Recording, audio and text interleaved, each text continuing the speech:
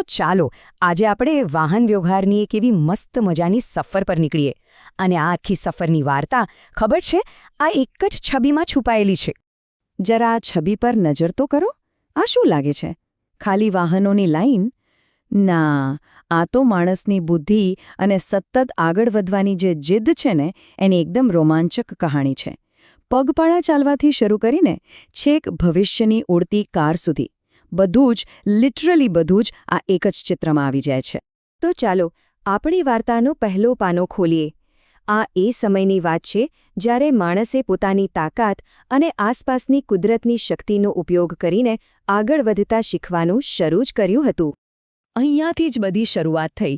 શરૂઆતમાં તો શું, બસ ચાલીને જ એક જગ્યાએથી બીજી જગ્યાએ જવાનું. પણ પછી એક જબરદસ્ત શોધ થઈ. માણસે તરાપા બનાવ્યા અને પાણી પર સફર શરૂ કરી. અને આ તો એક એવી ક્રાંતિ હતી જાણે જે નદીઓ પહેલાં રસ્તો રોકતી હતી એ જ હવે રસ્તો બની ગઈ. અને પછી આવ્યો એક મોટો વળાંક, પ્રાણીઓનો ઉપયોગ.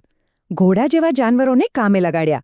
હવે વિચારો, માણસ કેટલો બધો સામાન લઈને કેટલુંય દૂર સુધી મુસાફરી કરી શકતો હતો. આનાથી તો વેપાર અને સંસ્કૃતિનો વિકાસ એટલી ઝડપથી થયો કે વાત જ ન પૂછો. અને હવે આવે છે એક એવો નવો યુગ જેણે ખરેખર બધું જ બદલી નાખ્યું. આ એ સમય હતો જ્યારે માણસ કુદરત પર નહીં પણ પોતાની બનાવેલી શક્તિ પર આધાર રાખવા લાગ્યો. કહી શકાય કે આ એક એવો વળાંક હતો જેણે આખી દુનિયાને એક નવી જ સ્પીડ આપી દીધી. આ જુઓ, વરાળ એન્જિન, એક એવી શોધ જેને સાચે દુનિયાને નાની કરી દીધી. આ જે લોખંડી ઘોડો છે ને એણે તો દૂર દૂરના વિસ્તારોને એકબીજા સાથે જોડી દીધા. લાંબી મુસાફરીઓ હવે એકદમ સરળ બની ગઈ. અને પછી એન્ટ્રી થઈ કારની. આની સાથે તો જાણે વ્યક્તિગત આઝાદીનો એક નવો જ યુગ શરૂ થઈ ગયો. હવે કોઈના પર નિર્ભર રહેવાની જરૂર નહીં. પોતાની મરજી મુજબ ગમે ત્યારે ગમે ત્યાં જઈ શકાય. અને આના કારણે આપણા શહેરો અને આખા સમાજનું સ્વરૂપ જ બદલાઈ ગયું, ખબર છે? સારું, ચાલો 1 મિનિટ માટે અટકીએ અને જોઈએ કે આપણે અત્યાર સુધી ક્યાં પહોંચ્યા. આ ટાઈમલાઈન બહુ સરસ રીતે બતાવે છે કે નવી શોધોની સ્પીડ કેવી રીતે વધી. હજારો વર્ષો સુધી બધું ધીમે ધીમે ચાલ્યું, પણ પછી છેલ્લા કેટલાક 100 વર્ષોમાં તો જણે પરિવર્તને રેસ લગાવી દીધી. ઓકે, તો હવે આપણે આવી પહોંચ્યા છીએ આધુનિક યુગમાં. અહીં તો બદલાવની ઝડપ એટલી બધી હતી કે કલ્પના પણ ન કરી શકાય. આ એ સદી હતી જ્યારે માણસે જમીન, પાણી અને આકાશ ત્રણે પર પોતાનો ઝંડો ગાડી દીધો એમ કહી શકાય. ઉડ્ડયનની આ પ્રગતિ તો જુઓ, ખરેખર અદ્ભુત છે. ક્યાં એક સમયે પેલા નાના નાના જાણે રમકડા જેવા વિમાનો અને ક્યાં આજે આ વિશાળ જમ્બો જેટ જે કલાકોમાં જ આખી દુનિયા ફરાવી દે. કેટલો મોટો, કેટલો જબરદસ્ત બદલાવ છે આ. આ તફાવત જુઓ તો ખરા, કેવો જબરજસ્ત છે. ખાલી 100-200 વર્ષમાં આપણે ક્યાંથી ક્યાં પહોંચી ગયા. પહેલાં મુસાફરી એટલે બસ આસપાસના ગામ કે શહેર સુધી, અને આજે આખી દુનિયા, ગ્લોબલ ટ્રાવેલ.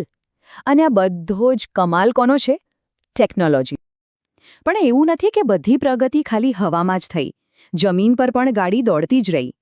આધુનિક, સુવિધાજનક કાર અને પેલી સુપરસોનિક સ્પીડવાળી હાઈ સ્પીડ ટ્રેનો, આ બધાએ દેશની અંદરની મુસાફરીને પહેલાં કરતાં ઘણી વધુ ઝડપી અને આરામદાયક બનાવી દીધી છે. તો ભૂતકાળ અને વર્તમાનની સફર તો આપણે કરી લીધી. પણ હવે સૌથી મોટો અને સૌથી રસપ્રદ સવાલ, ભવિષ્યમાં શું? આગળનો રસ્તો કેવો હશે?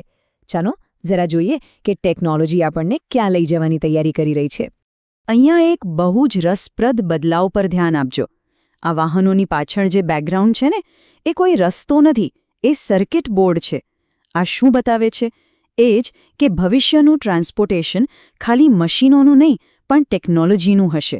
હવે આ રમત માત્ર મિકેનિક્સની નથી પણ ડેટા અને કોડની છે. અને ભવિષ્યના વાહનો પાછળના આઈડિયાઝ તો જુઓ, એકદમ કમાલ છે. પ્રદૂષણ વગરની સ્લીક ઇલેક્ટ્રિક ગાડીઓ, ચુંબકીય શક્તિ પર હવામાં તરતી ટ્રેન, અને હા, ડ્રાઈવર વગર આપમેળે ઉડતી કાર.